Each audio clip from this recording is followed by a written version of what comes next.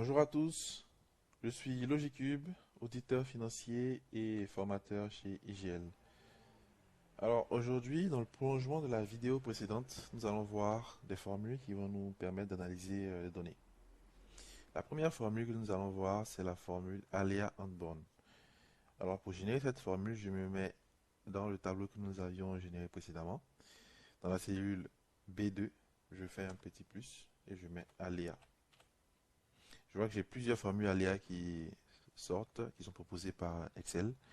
Celle qui m'intéresse, c'est aléa unborn. Je la sélectionne. Soit je double-clique sur cette formule, soit je euh, clique sur la touche Tab de mon clavier.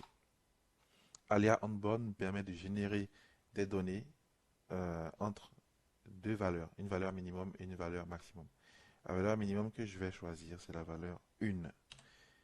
Point virgule pour délimiter entre la valeur minimum et la valeur maximum. Et la valeur maximum que je choisis, c'est la valeur 1000. Je ferme la parenthèse, j'appuie sur Entrée. Il m'a généré automatiquement le chiffre 624. Avec l'outil de duplication, je vais dupliquer ces données sur l'ensemble de mon tableau. Alors, je duplique les données de gauche à droite et je duplique les données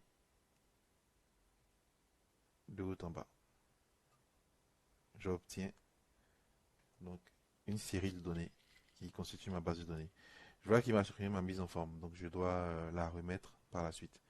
La particularité de cette formule, c'est que elle génère des données de façon automatique. C'est-à-dire que à chaque fois que je vais utiliser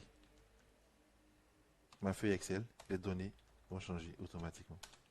Donc, pour simplifier, ce que je peux faire, c'est tout simplement figer les données. Pour cela, je sélectionne ma plage de données, je fais un copier et je colle valeur 1, 2, 3. Clic droit, collage valeur. J'ai ainsi figé mes données. Je vois que la formule a disparu. Dans le deuxième tableau, comme on le disait, on va calculer une moyenne. Pour cela, on utilise la formule moyenne. On sélectionne l'ensemble des années qui nous intéressent et les données concernées. On fait entrer. On va calculer une variation. La variation, c'est entre l'année 2025 et l'année 2024.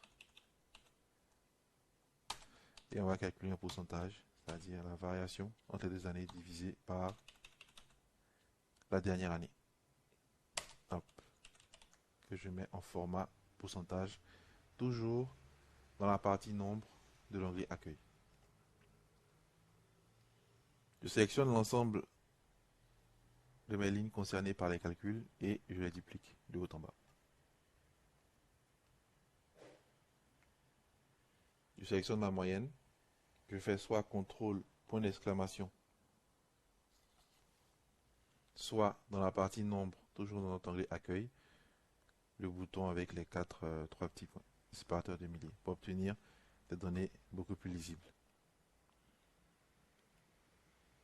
Voilà pour cette vidéo.